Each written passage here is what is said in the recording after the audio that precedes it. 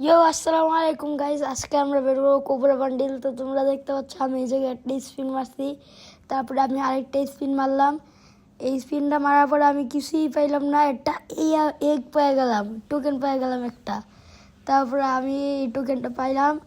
আমি এখন পাইছি যে ইয়াটা কি জানি বলে, আরেকটা টোকেন টোকেন দুইটা পাইছি। 4 লেভেল হয়ে গেছে আমার কাছে। ইয়াটা আগের থেকে ছিল গ্লোয়াল, গ্লোয়াল 2বার পাওয়ার কারণে আমার 10টা টোকেন দিছে।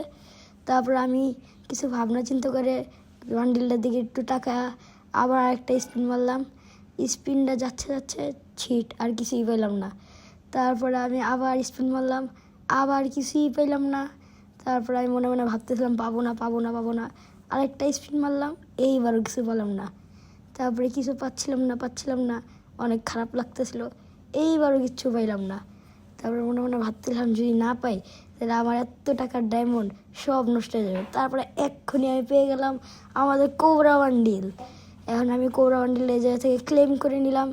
তারপরে তোমরা দেখো এরিফেল অ্যানিমেশন সহ ইমোট টিমোট সব কিছু আমি পেয়ে গিয়েছি।